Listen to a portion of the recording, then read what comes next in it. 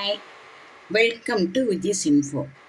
நல்ல சம்மர் ஆரம்பிச்சிருச்சு. நமக்கு இப்போது பூரி, இட்லி, தோசை எல்லாம் சாப்பிட்றது ரொம்ப கஷ்டமாக இருக்கும்.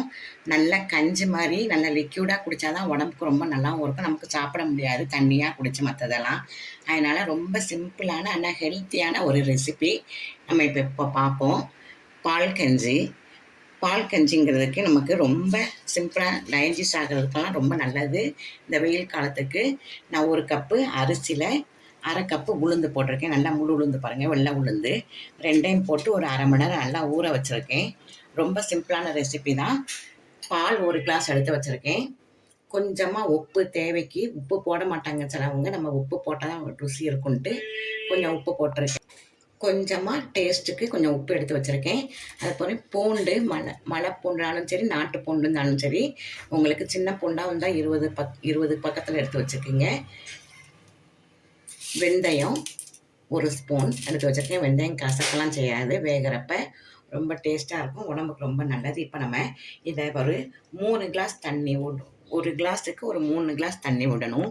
நல்லா தண்ணி விட்டு ஒரு 7-8 சவுண்டு வச்சா நல்லா கஞ்சி குழகுலன்னு ஆயிரும். நம்ம இதில் தண்ணி விட்டுக்கலாம். 1 2 3 கிளாஸ் தண்ணி விட்டுட்டோம். இப்போ நம்ம இதிலையே 1 கிளாஸ் பாலையும் விட்டுறலாம்.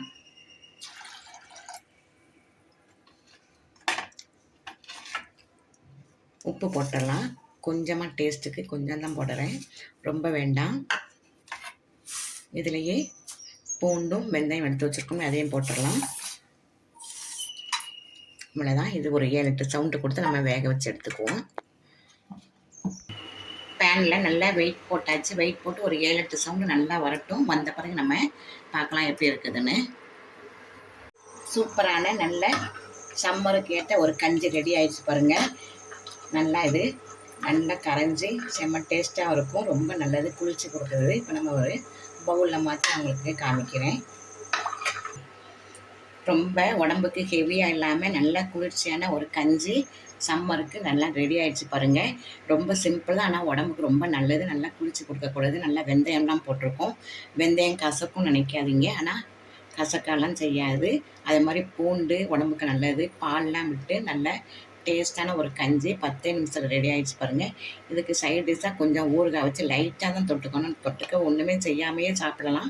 ஆனால் பிள்ளைங்க விரும்பிச்சுன்னா கொஞ்சமாக ஊறுகாய் வச்சு கொடுங்க.